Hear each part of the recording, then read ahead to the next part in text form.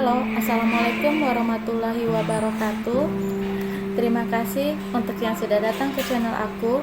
Kalau belum subscribe, tolong jangan lupa di subscribe, kemudian bunyikan lonceng, dan jangan lupa kasih like serta komentar biar aku makin semangat ya. Tuan Tajir Mengejar Cinta. Chapter 13. Kenapa jadi sekretaris? Apa saya sudah boleh keluar, Pak? Ucap Darlin saat melihat cangkir kopi bosnya yang sudah tersisa sedikit. Ervan diam. Pria itu kemudian menganggukkan kepalanya. Terima kasih, Pak, ucap Darlin yang kemudian keluar dari ruangan bosnya. Darlin merasa begitu sangat lega ketika sudah duduk di kursi kerjanya. Ini kerjaan apa sih? Ucapnya yang bingung dengan pekerjaan yang saat ini dilakukannya. Darlin memijat-mijat pelipis keningnya. Darlin memandang seorang wanita yang berjalan ke mejanya. Wanita parubaya itu terlihat begitu sangat cantik, dengan tubuh yang tinggi terawat. Wajahnya tampak awet muda. Melihat gaya pakaian dan juga gaya berjalan wanita itu, Darlin bisa menebak bahwa wanita itu bukan orang sembarangan. Selamat pagi, Bu. Apa ada yang bisa saya bantu? Tanya Darlin. Darlin cukup bingung ketika wanita itu memandangnya dari atas hingga ke bawah. Kamu siapa? Tanya wanita yang memakai hijab warna merah yang senada dengan baju yang dipakainya. Nama saya Darlin, Bu. Saya baru saja bekerja di sini. Saya sekretarisnya Pak Ervan, ucap Darlin yang memperkenalkan dirinya. Kalau saya lihat, penampilan kamu tidak seperti sekretaris, ucap wanita tersebut. Darlin sedikit tersenyum ketika mendengar ucapan wanita di depannya. Sebenarnya, saya melamar di bagian labor, Bu. Saya juga tidak mengerti mengapa bisa menjadi sekretaris, ucap Darlin dengan wajah frustasinya. Kenapa bisa aneh begitu? Ucap Lina. Lina tahu bahwa di perusahaan dipimpin oleh putranya tidak akan asal-asalan meletakkan posisi karyawan. Darlin menganggukkan kepalanya. Iya, Bu, menurut saya ini sangat aneh karena pekerjaan ini tidak nyambung dengan jurusan kuliah saya. Saya benar-benar tidak mengerti, Bu, tugas sekretaris, ucapnya curhat. Lina sedikit tersenyum ketika mendengar ucapan gadis polos di depannya. Usia kamu berapa? Tanyanya. 22 tahun, Bu. Saya baru lulus kuliah dan wisuda 1 minggu yang lalu, ucapnya. Lina menganggukkan kepalanya. Walaupun penampilan kamu tidak menarik, tapi kamu cukup cantik, ucapnya. Darlin sedikit tersenyum ketika mendengar ucapan wanita tersebut. Maaf, Bu, saya benar-benar tidak tahu kalau saya akan menjadi sekretaris di sini. Karena itu, saya berpenampilan seperti ini. Tapi jujur saja, saya memang tidak pandai berpenampilan seperti sekretaris pada umumnya. Kalau saya lihat di TV, penampilan mereka modis dan seksi-seksi, ucap Darlin dengan sedikit tersenyum. Lina tertawa saat mendengar ucapan gadis tersebut. Apakah Pak Ervan ada? Tanyanya. Ada, Bu. Saya akan kasih tahu Pak Ervan bahwa Ibu datang. Kalau boleh tahu nama Ibu siapa? Ucap Darlin. Lina, jawabnya. Ibu Lina, salam kenal ya, ucap Darlin yang tersenyum dengan sangat ramah. Lina tersenyum dan menganggukkan kepalanya. Darlin berdiri dari duduknya. Darlin mengetuk pintu ruangan bosnya. Darlin membuka pintu ruangan tersebut ketika mendengar suara sahutan dari dalam. Ervan memandang gadis yang berdiri di ambang pintu ruangannya. Detak jantungnya kembali berdegup dengan sangat hebatnya. Cukup melihat senyum gadis itu saja sudah membuat hatinya sangat senang. Ternyata seperti ini yang namanya jatuh cinta, ucapnya di dalam hati. Ingin rasanya Ervan memindahkan tempat duduk sekretarisnya berada di dalam ruangannya. Dengan begitu, ia bisa dengan leluasa memandang wajah cantik gadis tersebut. Maaf, Pak, ada Ibu Lina yang datang mencari Bapak, ucap Darlin yang berdiri di ambang pintu. Ervan sedikit tersenyum dan menganggukkan kepalanya. Suruh masuk, ucapnya. Biasanya mamanya tidak pernah masuk dengan mengetuk pintu seperti itu. Mamanya pasti akan langsung masuk ke ruangannya tanpa ada pemberitahuan dari sekretarisnya. "Baik Pak," jawab Darlin. "Silakan Bu," ucap Darlin dan memberikan jalan untuk Lina. Lina tersenyum memandangnya dan menganggukkan kepalanya. "Terima kasih," ucapnya. Darlin tersenyum dan menutup pintu itu kembali dengan sangat rapat. "Kenapa kesininya enggak ngasih kabar sih, Ma?" ucapnya memandang mamanya. "Sejak kapan Mama datang ke sini ngasih kabar terlebih dahulu?" ucap Lina yang memandang putranya yang sedang duduk di meja kerjanya. Ervan diam saat mendengar jawaban mamanya tersebut.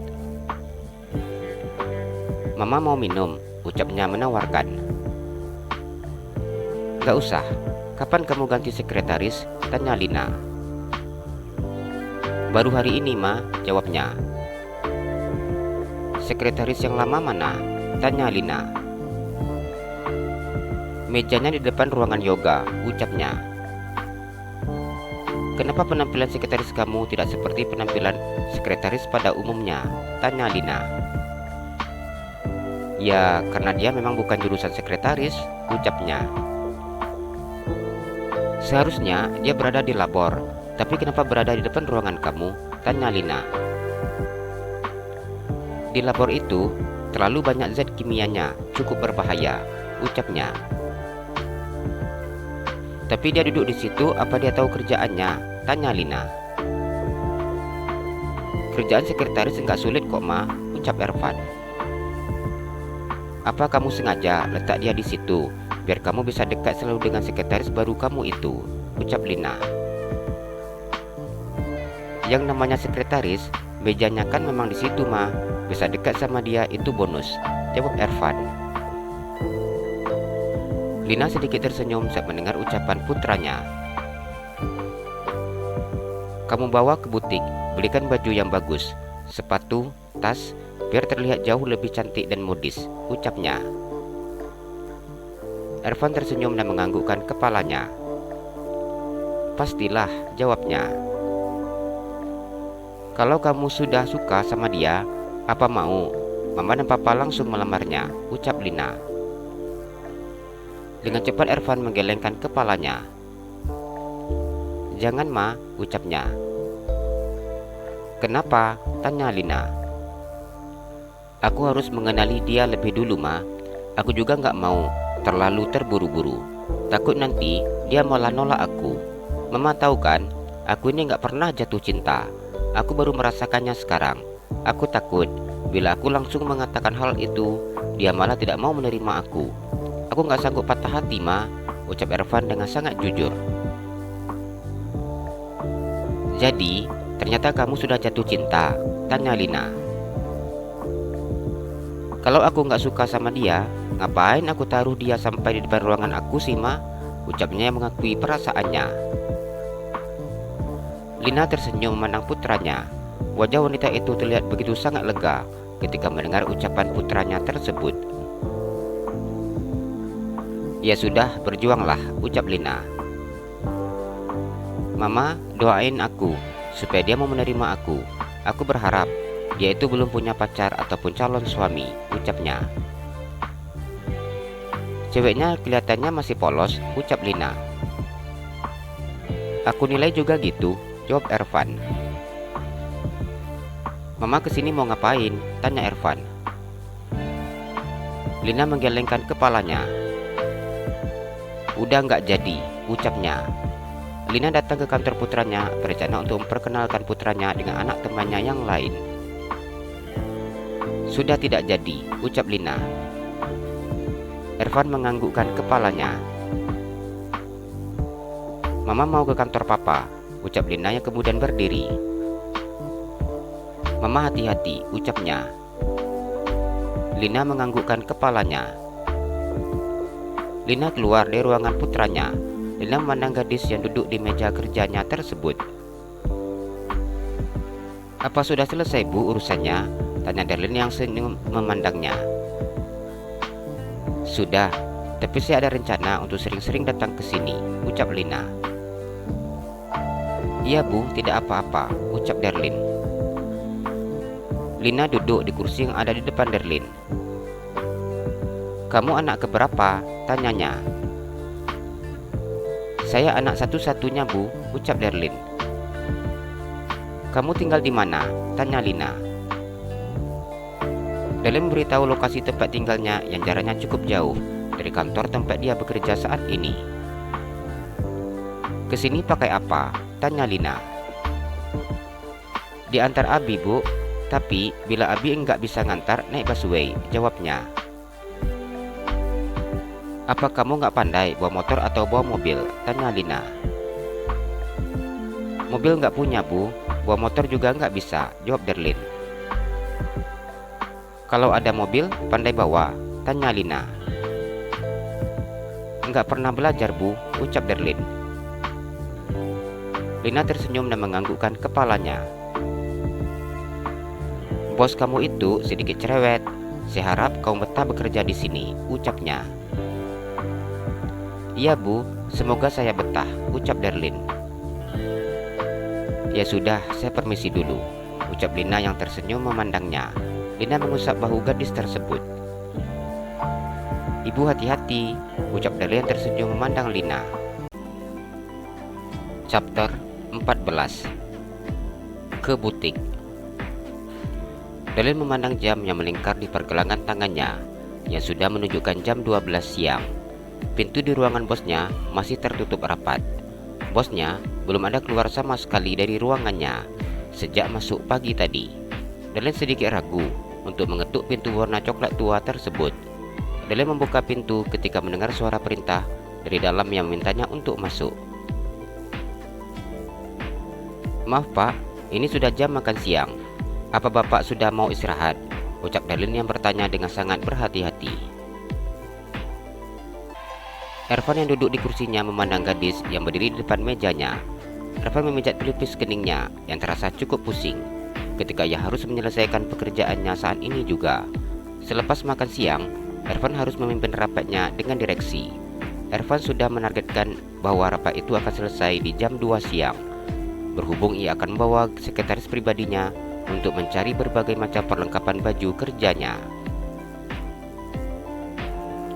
Darlin masih berdiri diam di depan bosnya.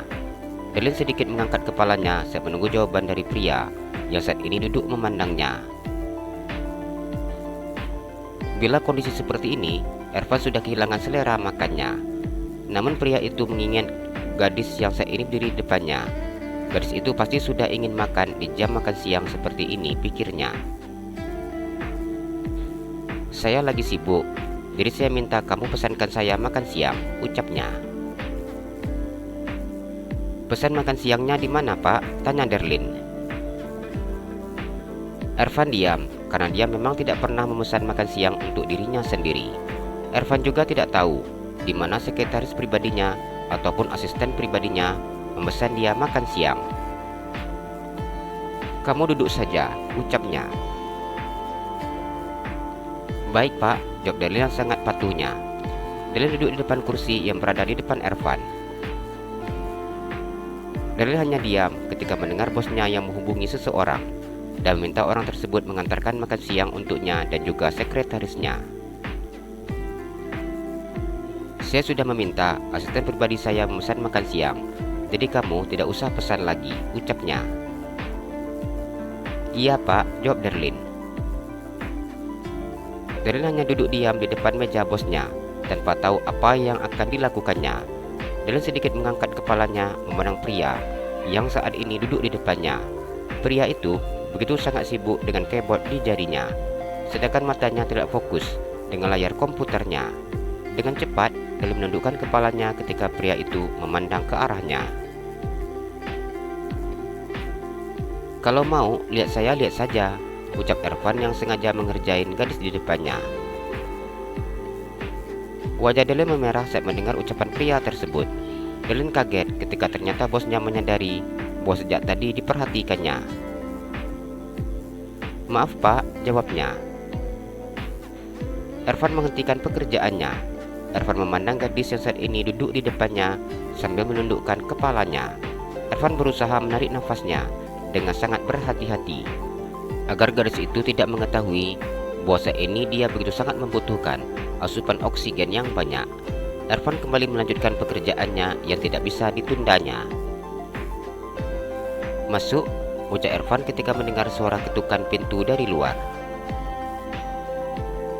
"Permisi Pak, ini makan siangnya sudah saya siapkan," ucap Yoga yang masuk ke dalam ruangannya dan meletakkan menu makan siang untuk bosnya. Ervan menganggukkan kepalanya. "Kenapa belinya cuma 2 Pak?" ucap Yoga. "Jadi saya mau beli berapa?" tanya Ervan. "3 Pak," ucap Yoga. "Bukannya kamu sudah beli untuk kamu?" ucap Ervan yang memandang asisten pribadinya. Yoga sedikit tersenyum dan menggaruk kepalanya. "Apa saya juga akan makan di sini Pak?" tanyanya. Ervan memandang asisten pribadi yang tersebut dengan membesarkan matanya. "Saya permisi Pak." Dengan cepat asisten pribadinya tersebut keluar dari dalam ruangannya ketika memandang ekspresi wajah bosnya. "Permisi Pak, saya akan siapkan dulu makan siangnya," ucap Darlene beranjak dari tempat duduknya. Darlene berjalan menuju sofa yang ada di dalam ruangan tersebut. Sofa yang berukuran besar berwarna putih.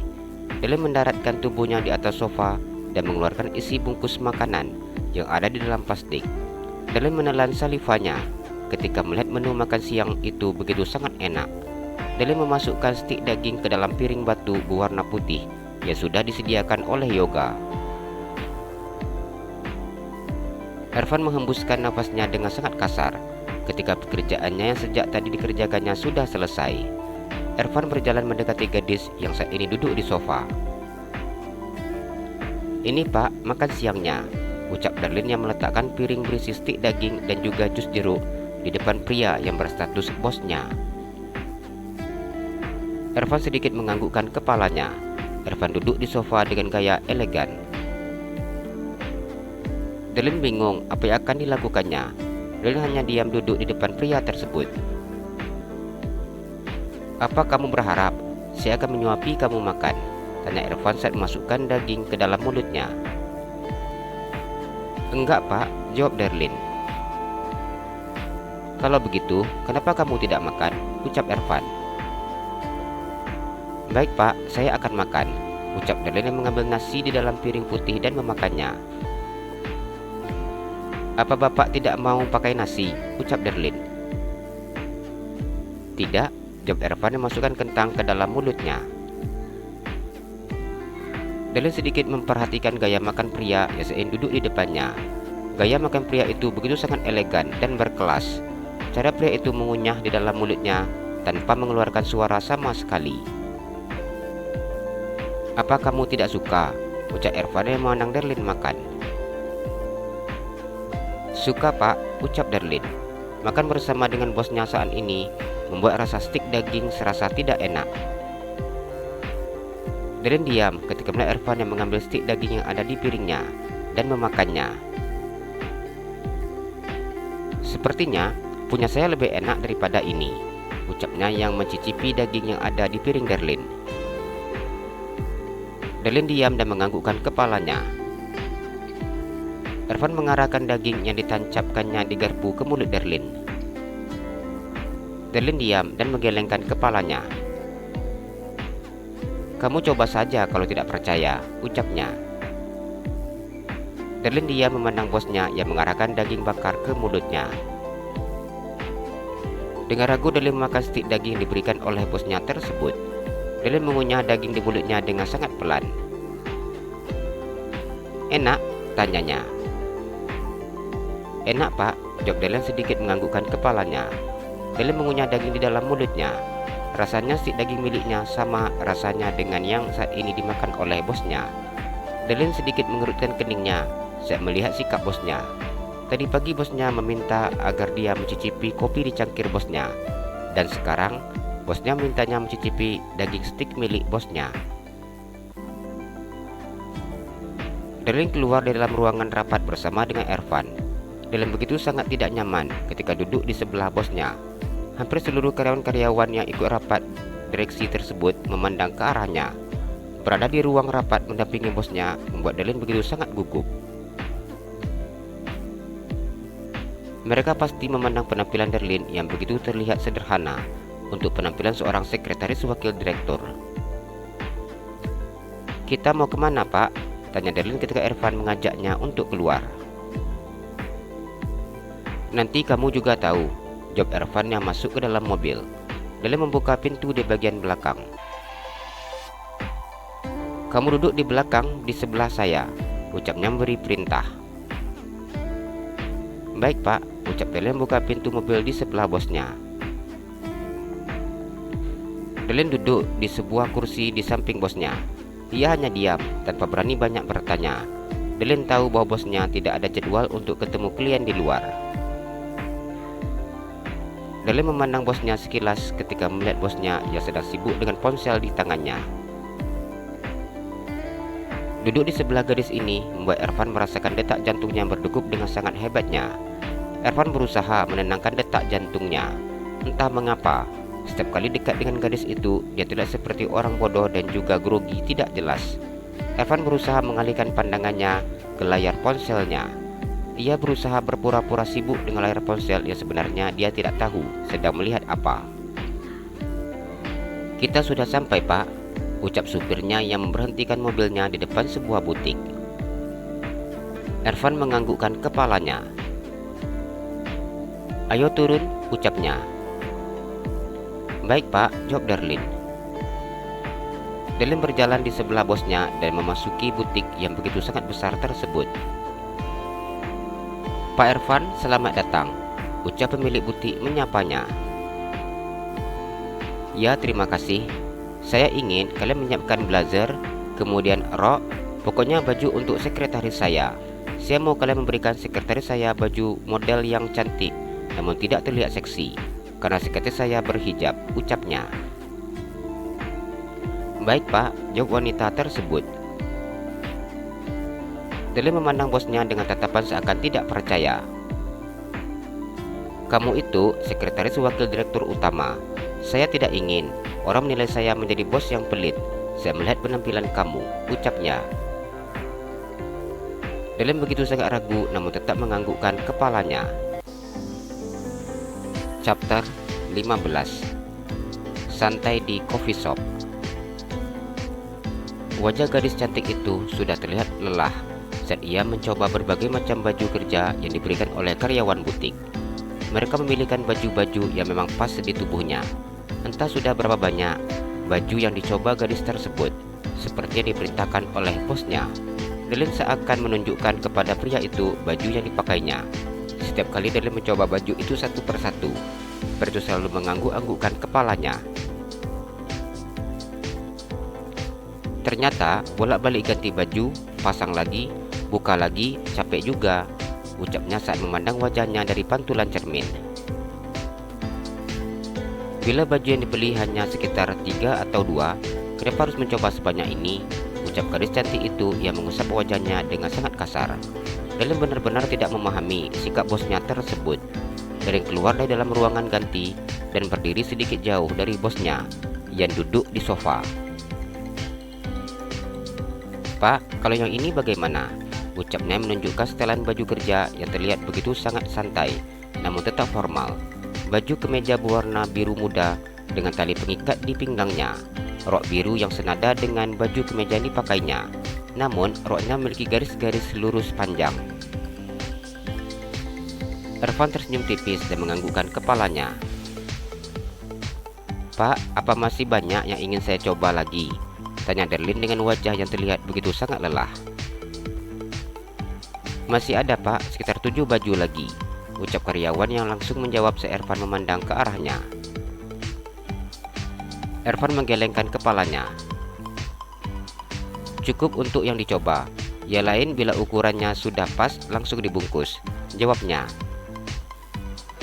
"Baik, Pak," jawab karyawan butik tersebut. Mata Darlene terbuka lebar ketika melihat begitu banyak paper bag yang ada di meja kasir.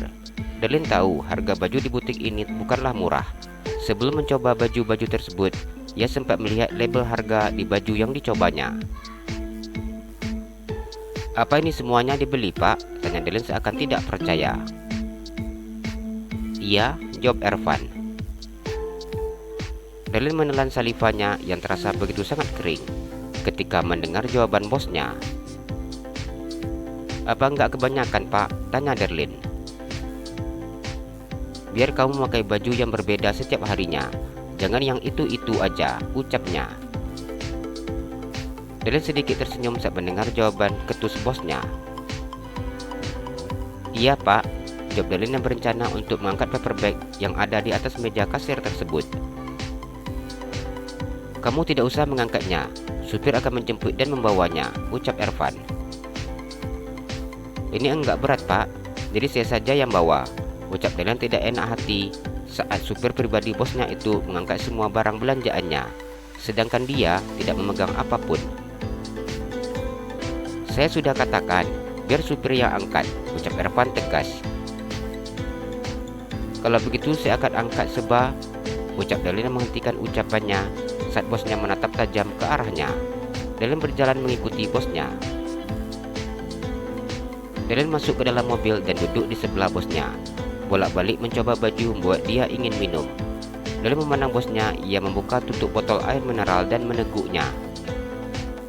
"Ini, minumlah," ucap Ervan yang memberikan Delin air mineral yang tersisa setengah bagian di dalam botol bening.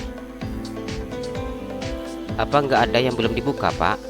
ucap Delin yang begitu sangat ragu untuk mengambil botol minuman tersebut. "Enggak ada, cuma satu. Kamu pasti ingin minum setelah mencoba-coba baju tadi. Kamu nggak usah takut, saya nggak punya penyakit.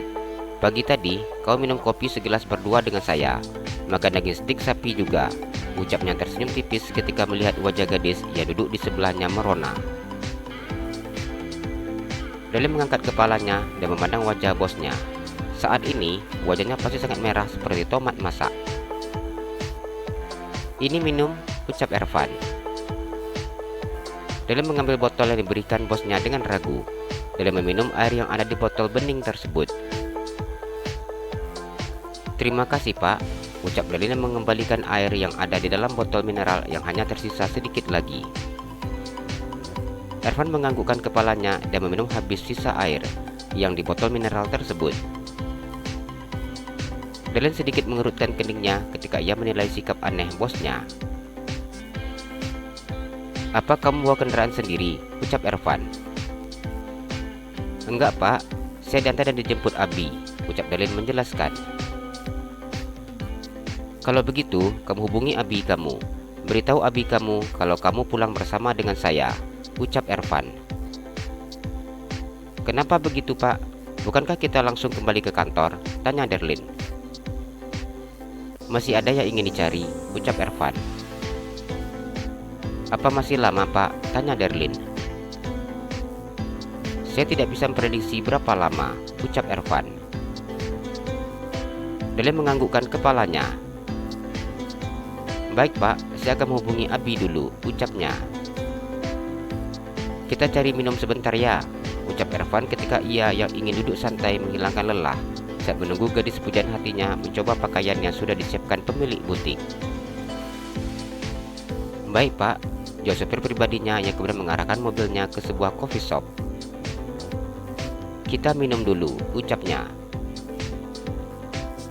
Delin seakan tidak ingin menerima ajakan bosnya, mengingat nanti entah apa lagi ulah yang akan dilakukan oleh bosnya. Delin tidak habis pikir, mengapa dia bisa dapat bos yang begitu sangat aneh seperti ini. "Ayo, cepat turun," ucap Ervan. "Iya, Pak," jawab Delin. Ervan duduk di coffee shop. Pria itu memesan kopi espresso, sedangkan Delin memesan milkshake rasa melon kesukaannya.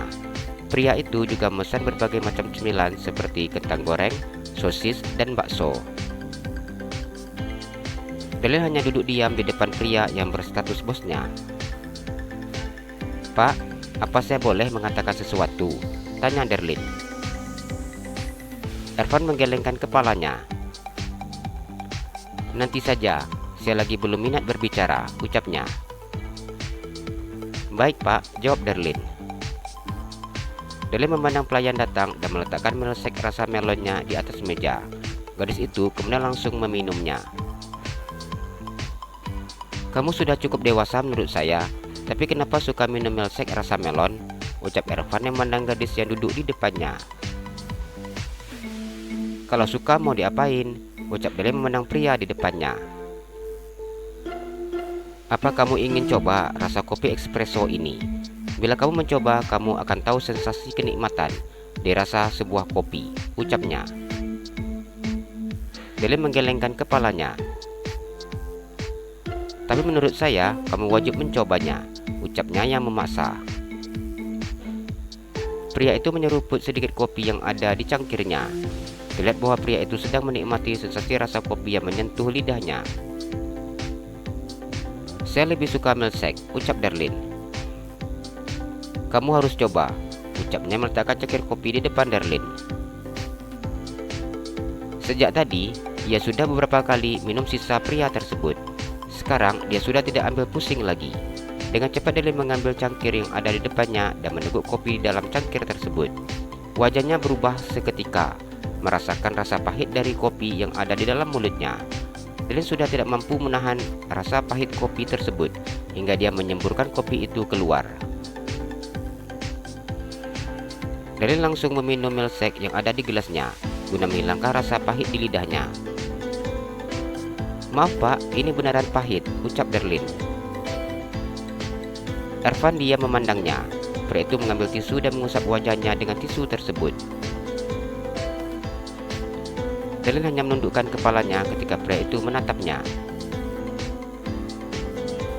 "Maaf Pak, saya beneran tidak sengaja," ucap Darlin yang begitu sangat tidak enak hati. Setelah ini, bosnya mungkin akan memecatnya, pikirnya. "Ya sudahlah, tidak apa-apa. Saya lupa mungkin kamu tidak pernah merasakan pahitnya rasa kopi espresso. Namun, walaupun pahit tetap enak," ucapnya yang kembali memuji rasa minuman favoritnya. "Bukannya Bapak suka kopi yang manis? Kenapa suka kopi espresso yang rasanya sangat pahit?" tanya Darlin. "Beda. Kalau kopi biasa itu, saya suka yang manis dan tidak kental. Namun, bila kopi espresso itu, sensasi rasanya berbeda dengan kopi yang biasa saya minum," ucapnya. "Saya tidak mengerti masalah kopi, Pak. Saya cuma tahu milkshake saja," ucapnya. "Cemilannya dimakan?" ajaknya. "Iya, Pak," jawab Darlin memasukkan sosis goreng ke dalam mulutnya. "Kenapa Bapak enggak ikut makan?" ucapnya ketika melihat pria itu hanya menyeruput kopinya saja. "Iya," jawab Ervan mengambil kentang goreng dan masukkan ke mulutnya.